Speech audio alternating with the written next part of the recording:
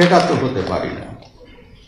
সুতরাং যতটুকু নিরপেক্ষ ততটুকুই থাকতে হবে যতটুকু সংবিধানের সঙ্গে সামঞ্জস্যপূর্ণ হয়। তবে মুখ থেকে কথা যখন বেরোয় তখন তার উপর নিয়ন্ত্রণ থাকে না। একজন মুক্তিযোদ্ধা হিসাবে সেজন্যই হয়তো আমি একেবারে উচ্ছ্বাসিত বক্তব্য দিতে পারি না। এখানে আমি যেটুকু আমার সাথে আমার আসনের সাথে সামঞ্জস্যপূর্ণ হয় ততটুকুই কথায় বলার চেষ্টা করছি। প্রিয় বন্ধুগণ, আমাকে বাংলাদেশ আওয়ামী লীগ বা তার জোট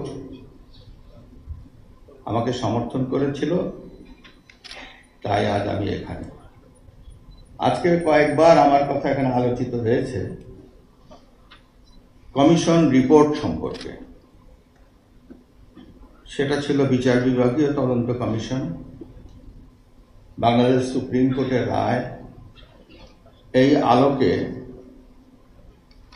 একটি নির্বাচন পরবর্তী 2001 সালে নির্বাচন পরবর্তী সহিংসতার ব্যাপারে একটি 3 সদস্য বিশিষ্ট একটি বিচার বিভাগীয় কমিটি গঠন করা হয়, কমিশন।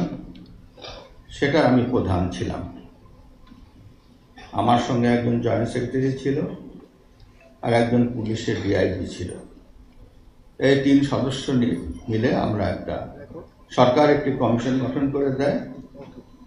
এই কমিশন আমরা 1 বছর 3 মাস কাজ করেছি, যদিও সুপ্রিম কোর্ট সময় করে দিয়েছিল আমাদেরকে মাত্র 6 মাস। পরে সুপ্রিম কোর্টের বদান্যতায় এবং বারবার আমরা চেষ্টা করে এর সময়কাল 1 বছর 3 মাস নির্ধারিত করা হয়। আমি সারা বাংলাদেশ নয়, 26টি জেলায় আমি নিজে গিয়েছি, আমার কমিশন গেছে, এবং কমিশন আইন অনুযায়ী আমরা দায়িত্ব পালন করেছি। তারপরে আমি রিপোর্ট দিয়েছি। রিপোর্ট পাওয়ার পরে এটা অনেকে বলা হয়েছে প্রকাশ করা হয় নাই। না, এটা সত্য নয়। প্রকাশ করা হয়েছে অত্যন্ত কৃপণতার সাথে। অর্থাৎ যেখানে শত শত কপি, হাজার হাজার কপি এটা ছাপানো উচিত ছিল, তা না করে আমাদের স্বরাষ্ট্র মন্ত্রণালয় মাত্র 50টি কপি ছাপিয়েছেন। আর যারা বলেছেন যে এটা প্রকাশ হয় নাই, প্রকাশ হয়েছে। এবং বাংলাদেশের ইতিহাসে আমার মনে হয় আমার রিপোর্টটি গেজেট নোটিফিকেশন হয়েছে।